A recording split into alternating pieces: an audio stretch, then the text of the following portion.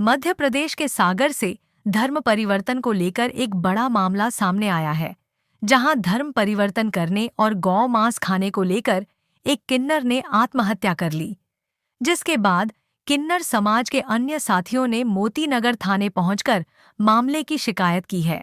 सागर जिले के किन्नर रानी ठाकुर ने किन्नर गुरु किरण नायक उर्फ कलीम खान के ऊपर गंभीर आरोप लगाते हुए बताया कि किस प्रकार से किन्नर समाज में हो रहे अत्याचार से प्रताड़ित होकर हमारे एक साथी को मौत के घाट उतार दिया गया, जिसकी सूचना पहले भी पुलिस थाने को दी गई थी, लेकिन पुलिस ने अब तक उस पर कोई कार्यवाही नहीं की गई। बताए क्या नाम है आपका और आप कहां से आए हैं?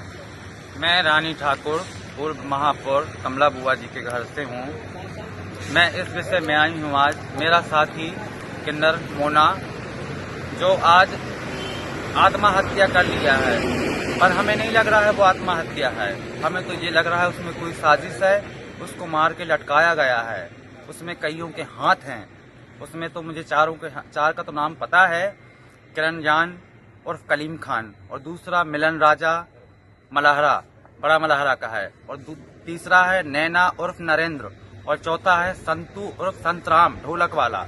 ये सभी लोग किन्नर हैं क्या? नहीं, ये संतू संतराम एक लड़का है, और जो मिलन राजा है वो भी एक लड़का है, किन्नर नहीं है, वो बॉय है ये। तो कैसे आपको जानकारी मिली कि आपके मुझे साथ? जानकारी मिली है, जैसे मुझे किसी बाहर से सूचित फोन आया मुझे कि ऐसा ऐसा हो गया, पर मैं इस चीज को नहीं मानती हूँ, क्योंकि मेरा साथी इतना कमजोर नहीं था।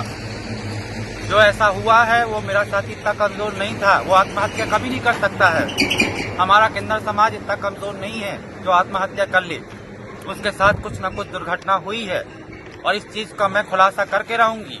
क्या किन्नर समाज में भी जातिवाद होती है? जी, किन्नर समाज में जातिवाद होती है, और किन्नर समाज कोई किन्नर पैदा नहीं करते हैं, किन्नर को माँ बाप ही पैदा करते हैं। मैं जात की ठाकुर। तो आपको कैसे पता चला कि ये लोग आपके ऊपर दबाव बना रहे हैं?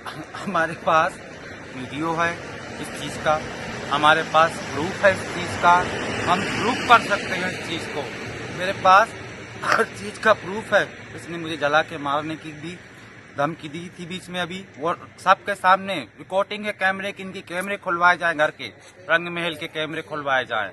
तो कैसे दबाव बनाते थे ये लोग दबाव डालते हैं कि आप ये नहीं करोगे, आप धर्म परिवर्तन नहीं करोगे तो आप मेरे घर में नहीं रहोगे, आप गऊ का मांस खाना पड़ेगा आपको तो मेरे घर में रहोगे।